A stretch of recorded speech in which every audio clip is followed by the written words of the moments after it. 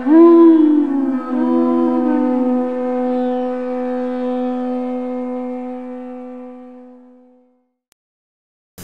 Namo Bhagavate Vasudevaya.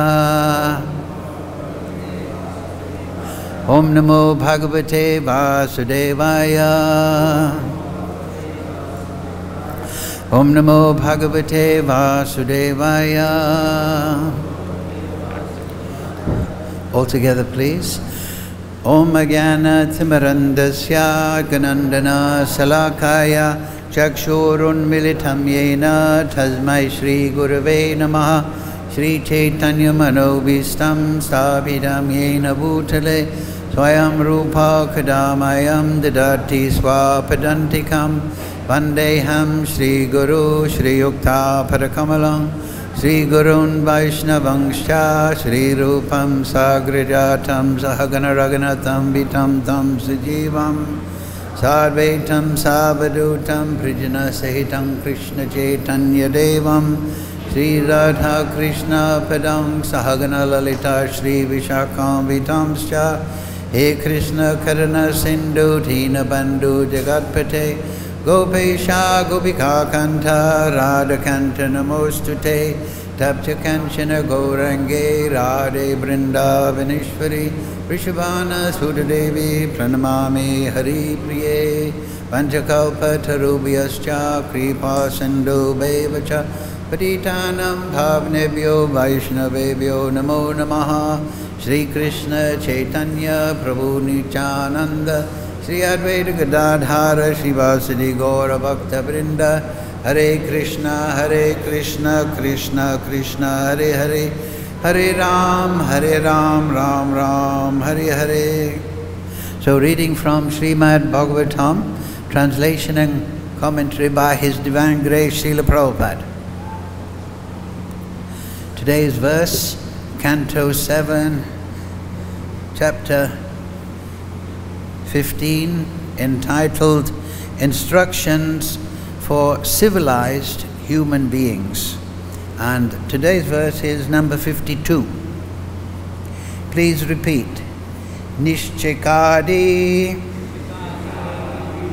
Sasannantai Samkarai Samskarai Samskrito Dvijaha Indriyeshu Kriya Yajnan Jnana Dipeshu Jhuvati Nishekadi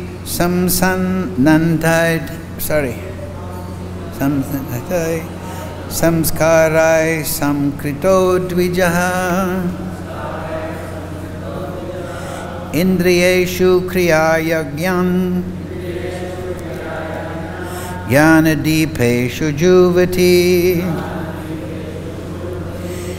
Word for word, please repeat. Nishekakadi, the beginning of life, the purificatory process of Garbhadhana, performed when the father begets a child by discharging semen into the womb of the mother. Smasana antai, and at death, when the body is put into a crematorium and burnt to ashes. Samskarai, by such purificatory processes. Samskritaha, purified. Dvijaha, a twice-born Brahmana. Indriyeshu, into the senses.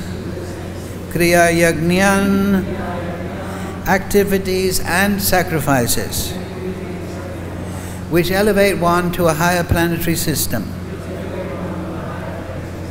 Jnana-dipeshu, by enlightenment in real knowledge. Juvati, offers.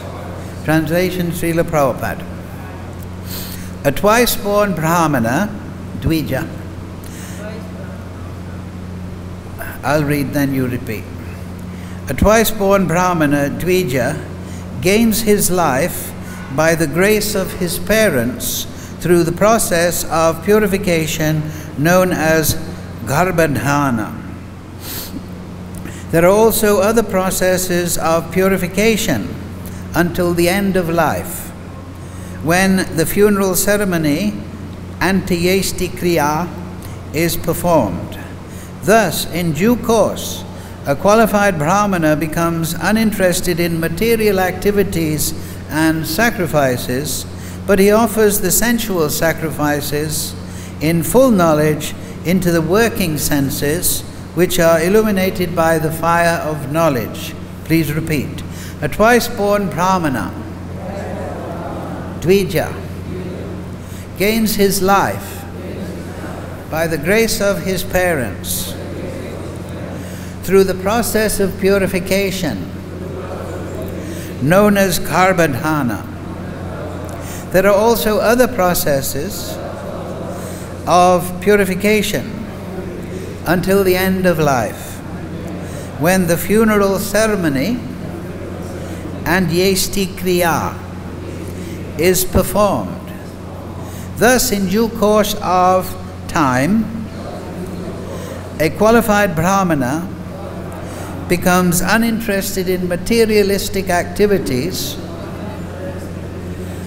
and sacrifices, but he offers the sensual sacrifices in full knowledge into the working senses, which are illuminated by the fire of knowledge.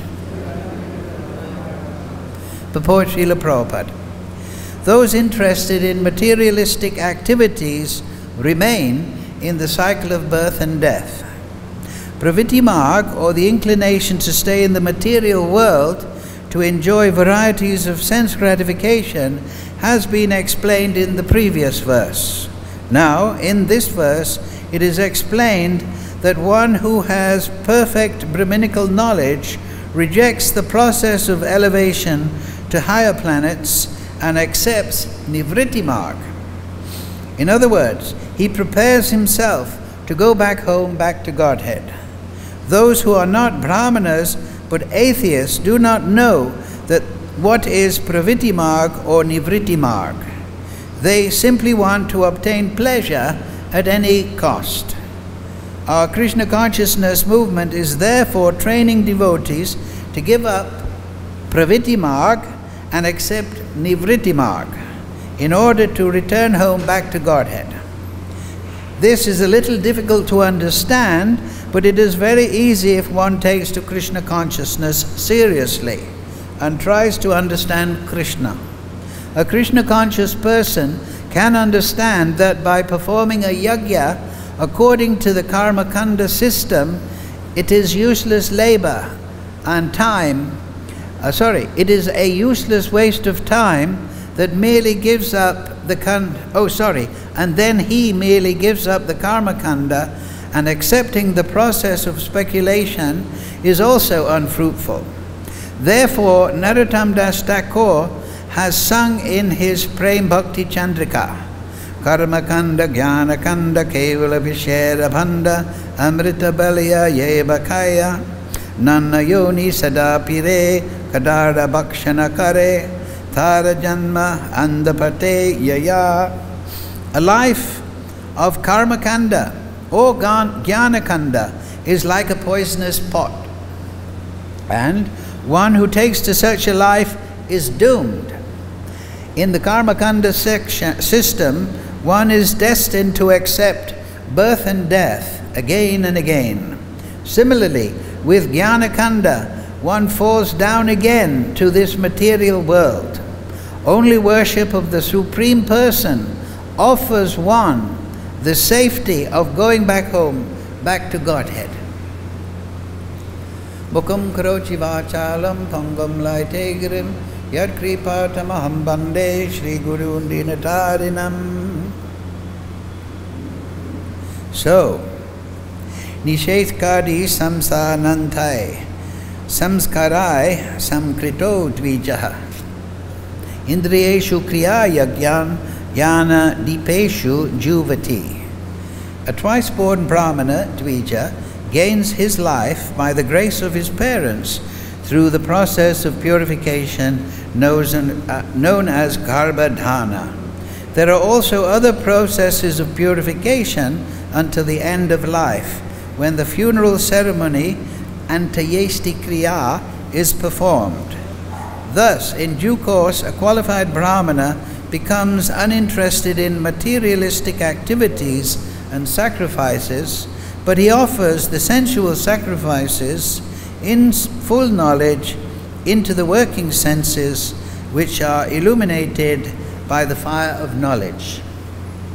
So yes, a lot of technical information here, but very important nonetheless. But Prabhupada comes to the point in the very first, that's the brilliance of Prabhupada, in the very first sentence of the purport. Those interested in materialistic activities remain in the cycle of birth and death. So, this verse elucidates that the purpose of all the samskaras, which are purificatory processes, starting with Garbhadhana, is to purify the soul of his natural propensity, natural because he has assumed a material body, to sensuality in the material world. If he's not purified in that way, then he'll remain in the cycle of birth and death. So Garbhadhana, that is prior to impregnating the wife, one should perform yajna. So Prabhupada explained that if you don't know the technicalities of these Vedic yajnas, he told us that you can just chant 50 rounds before impregnating the wife. And then one devotee once asked Prabhupada, or responded, Prabhupada, after chanting 50 rounds, we won't want sex with the wife. And then Prabhupada said, you have understood. But the point is, Garbhadhana, very important, because according to the consciousness, a spirit soul will be attracted to that womb. If a devotee and the wife, they chant or they perform some Vedic yajna, giving charity, consult astrologers when is an auspicious moment, then they'll get a good son or daughter, generally speaking. But this science, even its most simple, basic form, is gone in this world now. It's still existing in India, but it's completely unknown. People just think willy-nilly, have sex, yes or no, the child will be born. And there is no conception of the state of consciousness is attracting a correspondingly conditioned soul to the womb.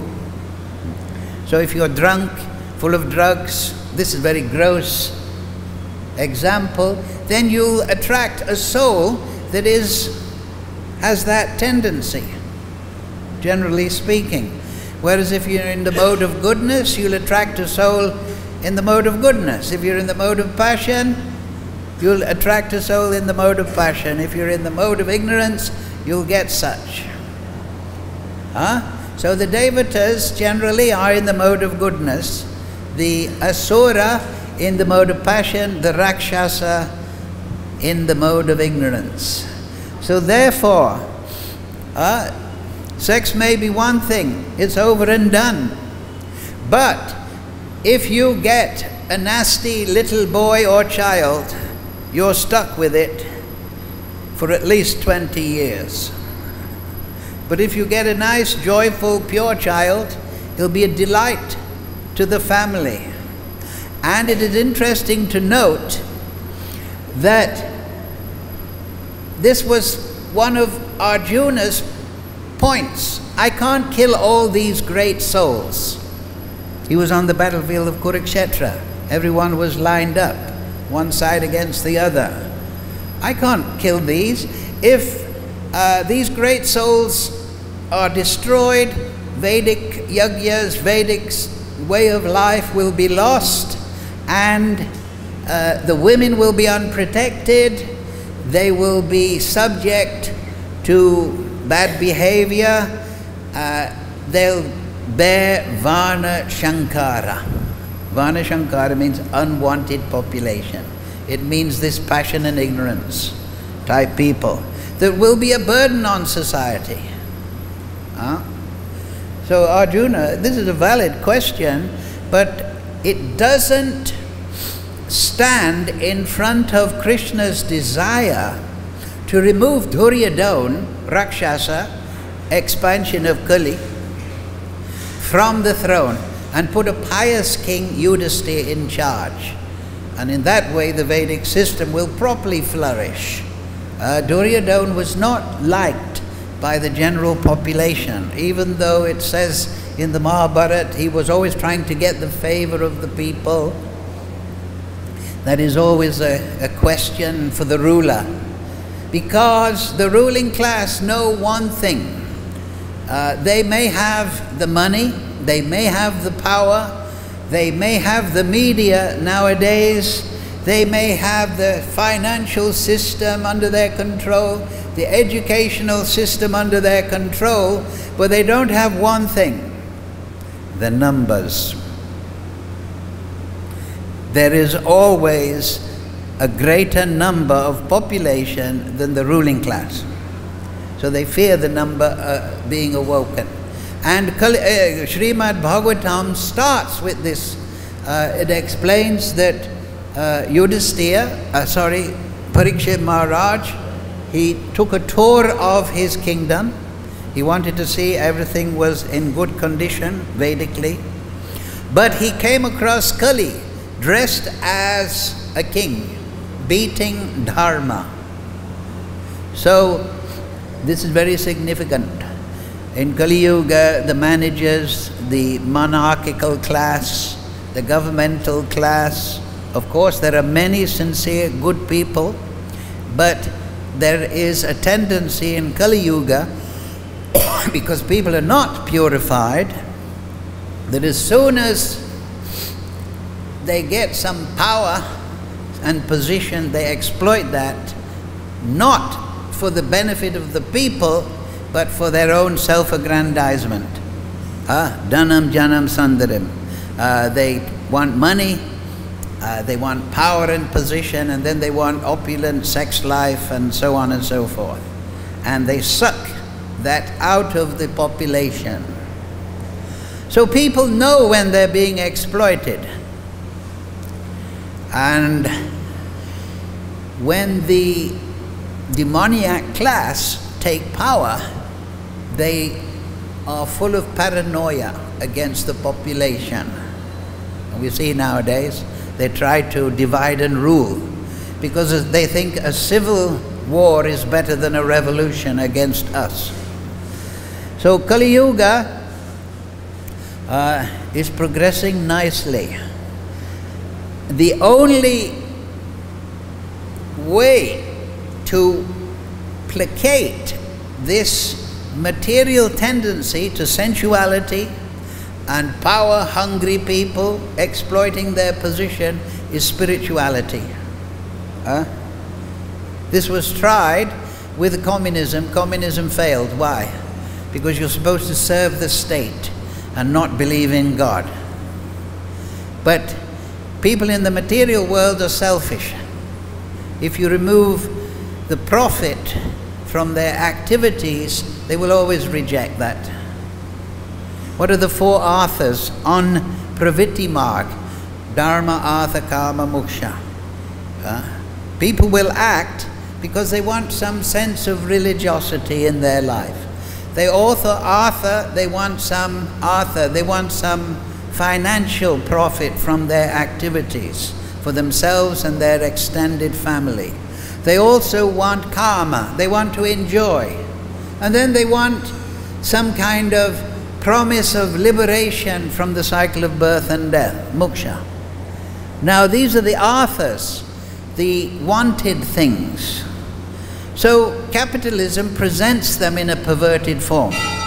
You work hard, you'll get money, you'll get up in society, you'll enjoy life. So capitalism, it inspires people to act materially. But communism will always fail socialism, because it doesn't matter how hard you work, you have no profit.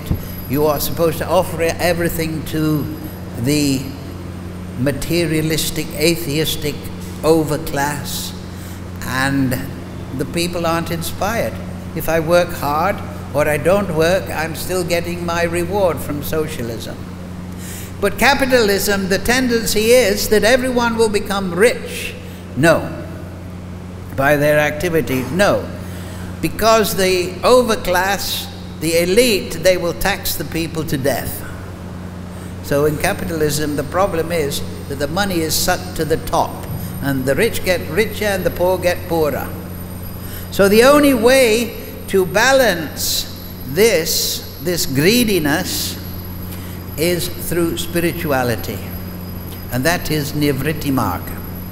Only when people are purified and they are actually getting some cognition, some spiritual recognition directly, some perception of the transcendental absolute truth, will they become placated from material greed. So therefore, Krishna in the Gita, what does he say? Yat karosi yadanasi yagsidosi dadasi yat tapasya kunteya tat kuru swamadapanam. Whatever you do, whatever you eat, whatever sacrifice, perform it as an offering unto me. So this is the start of Nivritti Marg. And when Ramananda Roy and Lord Chaitanya were discussing, Lord Chaitanya said, this is good. Before that was Varnashram. And Lord Chaitanya said, that's okay, it's Vedic, but it's external. So Pravritti Marg means that you're performing your Varnashram duties, your yagyas. This is the Vedic precise system of achieving artha, your wanted things, religiosity, money, sensuality, all in a regulated way. This is there. Now, people are still acting for those things now, but they're not regulated by any knowledge of the Vedic injunctions. So it's all haywire. So Lord Chaitanya said, yes, now you're awakening the mood of bhakti. You're performing your activities as an offering to the absolute truth, to the Supreme Lord. And that will make you self-satisfied. You'll still endeavor for yourself, for your wife, your family, your extended family, your country. But you will be satisfied, Atmaram, by your realization of the absolute truth, and then you won't be greedy. Because greed has no end, like a fire. Kama esha, krodha esha, rajaguna, samudbhava. Lust gives birth to greed, and greed will never come to an end. The fire is never satisfied. You have £1 million, you want 10 million. You have 10 million, you want 100 million. You have 100 million, you want 1 billion. Then you want 1 trillion. Because a fire will keep burning. It'll just devour the whole universe if it can get its hands on it. Why? Because money and sensuality, they are not satisfying. Because how many chapatis can you eat anyway?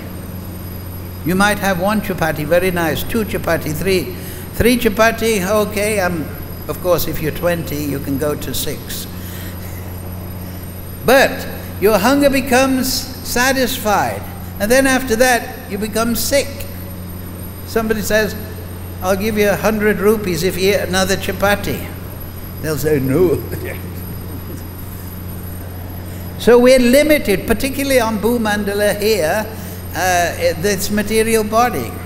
We can't enjoy the tongue. We can't fill the belly unlimitedly. We can't have sex life unlimitedly. Why? Because this human form of life is meant for spirituality. It's meant for Nivritti Marg. It's meant for awakening our relationship with the Supreme. Therefore the Veda comes forward with Pravritti Marg. Okay, you're in the material body, so do these yagyas, do these samskaras. But as it is stated here, these samskaras are meant to purify you. Because all the yagyas are what? They are all offerings to Vishnu. So even though they are materially motivated, I want to purify myself, I want a child, I want success in business, I'm connecting with the absolute truth. And therefore my material aspirations will be fulfilled in relation to the absolute truth. Now of course in atheism this is not there. They're just working hard like asses. What does dogs, hogs, camels and asses? Working hard and then taking more drugs, more this, more that, more television, more channels on my TV, so on, and they're just becoming more and more bewildered and unsatisfied. Because if you overstep the natural boundaries, then you'll burn your whole mind and system out. So that's what's going on. And then they're being told, just do it, right? They have many motives.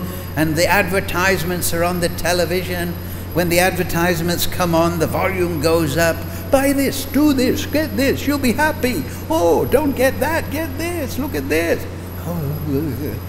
And everybody is completely bewildered and stimulated to greed.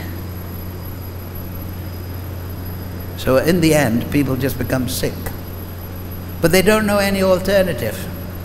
Except we're chanting on the street, chanting Hare Krishna, Krishna Krishna, Hare Hare, Hare Ram, Ram Ram, Hare Hare. Yes, have your material life, but fulfill your desires for religiosity, for sense enjoyment, for financial gain, for some liberation in relationship, under regulation, for your benefit and the benefit of society.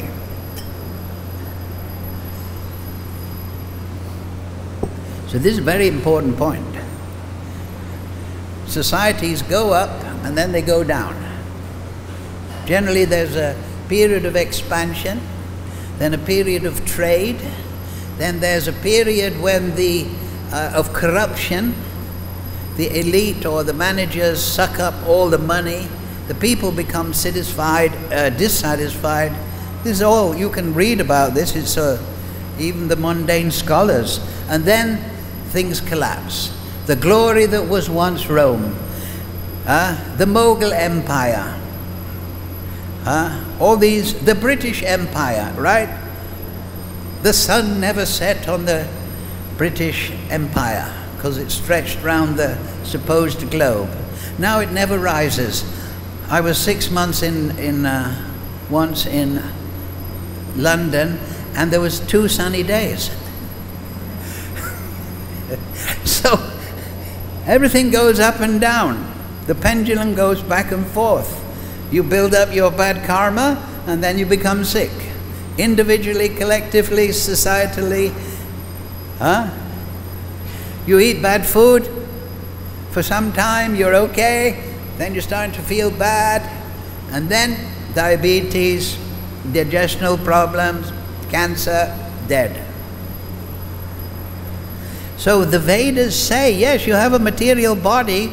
We don't say everyone become a yogi, sit under a tree, but fulfill your material desires in a way that connects you with the absolute truth that is factually existent.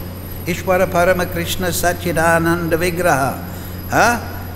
You fulfill your material desires in that way, and then gradually, as you mature in knowledge and realization, you'll think, you'll come to the Vanaprastha idea. You'll live with the wife but you won't take part in social activities, you'll decrease your sex life, you'll go to the holy places, you'll become more purified. This is the idea that is the stream here in the first part of this verse. Fulfill your material desires under regulation. But nowadays in the material world, nobody understands that. They're being encouraged by advertising, media, whatever, get. Huh? But they've done surveys. They've done surveys on people that win the lottery. And usually a year after they win the lottery, they interview these people, and oh, I'm not any happier. Before I had a cocaine addiction habit, but I was a poor man, so I couldn't kill myself with it. Now I've got $1 billion from the lottery, and I'm taking cocaine every day, and I can't even remember my name. Huh? So money is the greatest mistake, but it's the greatest propaganda in the material society. Money does not give happiness. That comes from attaining spiritual realization of your true eternal nature. So unregulated activity is sending you to hell. Regulated activity will take you up to the heavenly planets. Therefore, that's karma kanda. There are also other processes of purification, just like diksha, diksha samskar. The pancha samskar, you can get the book there. I published it years ago. I think it's there. One of the processes between birth and death is diksha samskar. What is diksha? Samskara, rather, impressions. First is tapa. The Guru will say, follow regulative principles. Discipline yourself from unneeded sensuality. Tapa. Tilak. Then, as you're purified by controlling yourself from intoxication, sex life, unregulated sex life, and so on, meat eating and all that, then you can wear tilak. Guru will give tilak. And he'll also give mala, kunti mala. This is Vaishnava Diksha. And that is second samskara of Diksha, tilak. And that means that now you're not being unregulated, you're regulating your life, you're performing the yajna of self-discipline, tapasya, that now you can wear tilak, because now your body is becoming a temple of the Lord. Just like in the Vishnu temples, they have tilak, right? Udva tilak. That means the temple is the residence of Vishnu. So the Vaishnava, he wears tilak because it means his body is the residence of Vishnu. He's purified that. Then the third samskara is nam. Nam means that you get spiritual name. Govinda Das, Gopal Das, Haridas, and you are given nam diksha. Chant Hare Krishna, Krishna Krishna, Hare Hare, Hare Ram, Ram Ram, Hare Hare. So this will purify you. Then next is mantra. Fourth samskara in the process of diksha is mantra. We get the Gayatri mantra, the mantras, Gopal mantra, Kamadev mantra, mantras to Lord Chaitanya, and we chant. Now this is Pancharatriki marg. The earlier three are Bhagavat marg. Everyone can do them very easily without even formal initiation. But mantra is particularly for Pancharatriki marg, means for the worship of the deity. Arjuna Vandanam Dasyam Sakyam Atmani Vedanam. 5 processes. Bhagavat marg means Shravanam Kirtanam Vishnu Smaranam. Pada Sevanam. 4. So then the Guru, after giving those mantras, just like Madhavendra Puri gave to the Brahmins when they discovered the Gopal deity, he initiated them into deity worship of Vishnu at Govardhan. So then the fifth one is Yagi. Yagi means sacrifice. It means the process of worshipping the deity. Just like we have initiated devotees here, they're initiated into mantra. If you're not getting the Gayatri mantra and the other mantras, then you cannot do the deity worship in a formal manner. And then yagi means how to worship the deity properly. So that's all in the Haribhakti Vilas. So these samskaras, they purify the soul. They lead him from the materially conditioned state where he wants sensuality and so on, but they lead him to connection with Krishna gradually. Now the final one is here, the funeral ceremony. So even in the Malaysia society, they have funeral ceremony, and they pray to God, so on and so forth. So, but as Prabhupada points out here,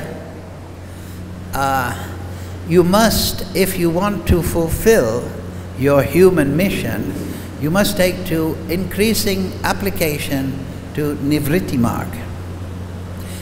And that means Shravanam, Kirtanam, Vishnu, Smaranam, Padasevanam, Archanam, Bandhanam, Dasyam, Sakyam, Atmane. The 9 process of bhakti. Because just like, what's that verse? Nitya Siddha Krishna Prem Sadakabanai Shravanadi, that means hearing and the rest. Shravanadi Sudachitte, the consciousness will become purified. Kride Uday. And then your inherent, your intrinsic, your sleeping Krishna Prem will wake up. But if you just stick to Karma Kanda, it'll not wake up, very slowly. So there's mention here in the purport, what is Karma Kanda, what is Jnana Kanda? So there's 3 divisions in the Kanda, means corner, section, whatever. So Karma Kanda means this. For the person who is very much materially aspiring, here is your regulated samskaras, here's your performing activities, so that you know that you should fulfill your material desires in a regulated way. And then you can attain even greater sensuality up to Swagaloka. Right? We're on Bhumandala, Bhuloka, then Swagaloka. And you can go to Swagaloka, and there, beautiful girls, there's no factories, there's no taxman, everything is wonderful. But it's temporary. So those that have advanced, they go to the next section, Jnana Kanda. Jnana Kanda means the practice of knowledge, and particularly knowledge in the sense of this is not spirit, this is not spirit, what is spirit?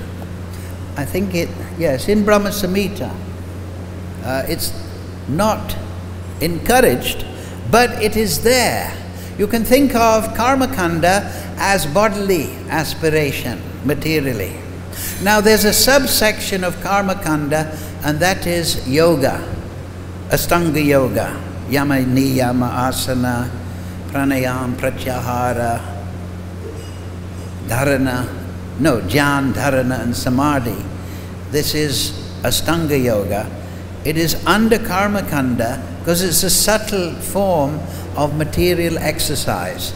You're controlling your asana, your sitting postures, you're controlling your breathing, you're withdrawing your consciousness from the external, dhyan, you're contemplating, dharana, you're trying to maintain a flow of concentration, samadhi, you're seeking for unity with transcendence.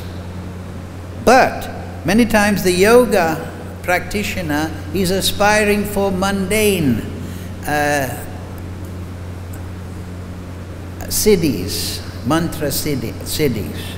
That's explained in 11th canto of Bhagavatam, that according to the aspect of Krishna you meditate upon, you can get a siddhi like that. For example, if you meditate on Vasudeva, Vasudeva means one who lives everywhere, and you do a yajna to Vasudeva and you meditate on how Vasudeva, Krishna, this aspect of the Absolute Truth is all-pervasive in every aspect of the creation. He is all-pervasive in time. then by meditating on that ability of Vasudeva, then you also can get insight into the past, present and future that is not localized. This is a siddhi. So that's the verse there in the Gita, 4:11. What's it? Ye tam mam prapadyante tam seva bhajami aham. Everyone, according to how they approach, meditate upon me, I reward and reciprocate accordingly. Everyone follows my path. So the materialist, he's actually reciprocating with Krishna ultimately, but in ignorance. But the Ashtanga yogi who wants, for example, different Ashtasiddhis, he can meditate on different aspects of the Supreme Lord, and then by the grace of that Supreme Lord attain those siddhis. But it's within material world. So what's the use of that? Huh? And then he can go above Swagaloka. Above Swagaloka there's 4 more lokas. Mahaloka, Jnanaloka, Tapaloka, Satyaloka. He can go above mere sensuality. And there he can associate with the rishis, the great sages, the great siddhas, and he can even go as high as Brahmaloka. But he's still within the material world. And he hasn't awoken Krishna Prem, which is the entrance to the transcendental abode of the Supreme Lord. So, Ashtanga Yoga and just sensual activities, sacrifices, that is Karma Kanda. But Jnana Kanda means that I've understood this is not very satisfying because it's temporary. So therefore I'm searching for an understanding of the absolute truth. That is Jnana Kanda. But the tendency is, because I'm not in the mood of bhakti, is that I have a conception that that absolute truth is Brahman, or monistic conception of the absolute truth. And like I was saying, Lord Brahma has a word to say about this. Panthastu koti vatasat vatasam panthastu koti vatasat. Oh, 1 minute. Panthastu koti satavatsara sambragam yo vayoratapi manaso manipungavanam sopyastiya prapadasimnya vitinta tatve Govindamadi Purisham Tamaham Bhajami. Now listen carefully to the translation. I worship Govinda. This is Lord Brahma, the primeval Lord. Only the tip of the toe of whose lotus feet is approached by the yogis who aspire after the transcendental and betake themselves to pranayam, to enter material samadhi, by drilling the respiration, or by the jnanis who try to find out the non-differentiated Brahman, monistic Brahmajyoti, by the process of elimination of the mundane extending over thousands of millions of years. So this is also a reference not just to Bhumandala, but the people in Mahalok, Jnanalok, Tapalok. They are meditating, I'm not this body, I'm not this mind, I'm consciousness. What is the supreme consciousness? Nityo Nityanam Chaitanas Chaitananam. Right? They're meditating in that way. And they may, in those higher realms, remain in this samadhi for thousands and thousands and thousands, as Lord Brahma, thousands of millions of years. It's not a reference just to the material section we are, Bhumandala. If you live 100 years in Kali Yuga, you're doing miraculously. So, this is rejected by Lord Brahma. He said, Govinda Madi Purisham Tamaham Bhajami. So that is Bhakti Kanda. And Bhakti Kanda rests, is entered by Shravanam, Kirtanam, Vishnu, Smaranam, Padasevanam, Achanam, Bandhanam, Dasyam, Sakyam, Atma, Nivedanam. So what? And then if you study that conversation, Ramananda Roy with Lord Chaitanya, then they go progressively. And if you look at the end, it's all into bhakti, and particularly unmotivated bhakti. And at the end of that conversation, Ramananda Roy, he goes more and more into the more higher and higher rasa, relationship with Krishna. And then he says, actually higher than that is prema vavata. That means the transformation of prem, the exchange of the prem between Radha and Krishna. And then Lord Chaitanya puts his hand on his mouth. Don't speak of that. That is too intimate. That is too esoteric. But the point, Ramananda Roy does explain it. And just like the yogi, the Ashtanga yogi is meditating on aspects of Krishna and getting a siddhi accordingly. So Lord Chaitanya is Namo Mahavadanyaya. Why? Because he has revealed that the highest aspect and meditation of the absolute truth is the exchanges of love between Radha and Krishna.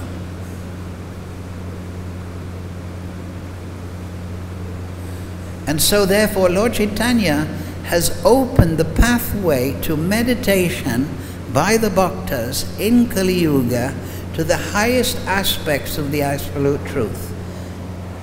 And therefore the aspiration of a devotee is to become a servant of Lord Chaitanya, in the line of Lord Chaitanya, is a servant of those transformations between Radha and Krishna. The different polarity, Sambandha, Vipralamba Sambhog, the meeting and separation of Radha and Krishna, as exemplified by Vishwanath Chakravarti in the Krishna Bhavanamrita, in the Govinda Leela Amrita by Krishna Das Kaviraj. There's a summary in the Jaiva Dharma, Krishna Samhita, that is written by Sanak Kumar. So this is the aspect of the absolute truth as given as the highest meditation by Lord Chaitanya. Now the special quality of bhakti is that it is this reliance upon the mercy of Krishna. You see, the karmi, he's performing his yajna, spending his money, and he's still got the conception, I am the doer. The yogi is drilling his aspiration, controlling his mind and consciousness, and fixing it upon some aspect of Paramatma, and he's getting some bhav in that way, or some siddhi. The jnani is also self-motivated and self-actuated. He's thinking, I will figure it all out. Not this, not that. What is the absolute? But the bhakta, he's prayerful, just like this, that this karma jnana kanda is poison pot. Let me get your mercy, Lord Chaitanya. The most important aspect for the sadhana bhakta and the accomplished bhakta, the uttamadhikari, is the mercy of Krishna. What is that verse? Ainanda tanuja kinkaram patitamam vishabhe babam buddho kripaya tava pankaja stutidali sadrishim vichintaya. O son of Nanda Maharaj, Krishna, I'm your eternal servant, but I've fallen into this material world. By your mercy, you please pick me up and place me as an atom of dust on your lotus feet. So the bhakta, he is meditating, realizing the personality of Krishna, his expansions and his devotees, and he is appealing for the mercy of Krishna as his means of achievement. And he performs his sadhana, his hearing and chanting, his meditation, in that mood. This is my offering, just like it says here at the end of the verse. But he offers the sensual activities, that means all the activities, in full knowledge into the working senses. That doesn't mean that means the working senses means the speaking, tongue, belly, genital, working. He uses all these things, but they're illuminated by the fire of knowledge. By realization of Krishna, his body becomes purified because he's using all his abilities in the service of Krishna. That's pada sevanam. Purified by shravanam, kirtanam, smaranam, he enters samadhi, and then he uses everything, pada sevanam, as an offering to Krishna. And he says, my Lord, as you see fit. And it is that reliance on Krishna that appeals to the heart of Krishna. Because Krishna is unlimited in every aspect. So Krishna's mercy is unlimited. Try to understand that. Krishna is not just a humble or modest person. He's unlimitedly such. So his mercy is unconditional, and therefore we see in the Chaitanya Charitamrita, what does Lord Chaitanya say? I have broke open the storehouse of love of God, and now my only consideration is who will take. That means he's not forcing it on you. You have to apply for it. You have to say, yes, please give me. So that is the essence of sadhana bhakti. Applying, asking, Krishna, I'm performing my sadhana under the direction of Guru, Sadhu and Shastra as an offering to you. And there's only one thing that I would like, and that is your mercy. That is bhakti. And that appeal to Krishna for his mercy, the offering of sadhana under the direction of Guru, Sadhu and Shastra, that attracts Krishna. And he becomes the protector of his devotee. He becomes the guide of his devotee. And so therefore, compared to that, having Krishna favorably disposed to you, karma kanda, jnana kanda, yoga, there's nothing. Therefore, Lord Chaitanya Prabhupada quotes in the purport here, these are just pots of poison. They're a waste of time.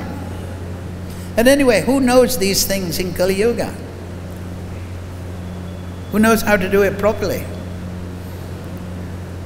So, Hare Krishna, Krishna Krishna, Hare Hare, Hare Ram, Ram Ram, Hare Hare. And just like Prabhupada says on the SKO tape, that the chanting of Hare Krishna is like the genuine cry of the child for mother. Ah, Krishna, I'm your angsa. Mavai bhangsa jiva loke jiva bhuta sanatana. I'm your angsa, but I'm prakriti stani. I'm entangled in the material world. Now you please pick me up. I don't want anything in this material world. Just give me what? Gopi bhata kamalaya dasa das anudas. So don't chant mechanically. Don't do your service mechanically. Do it as an offering to Lord Chaitanya, to Krishna, to Guru. Then you'll get reciprocation. Srila Prabhupada Sadhu Sangha Srimad Bhagavatam Ki Jai. So I'm afraid we've run out of time for questions. Unless you have a quick one. Okay. Thank you all very much. Srila Prabhupada Ki Jai.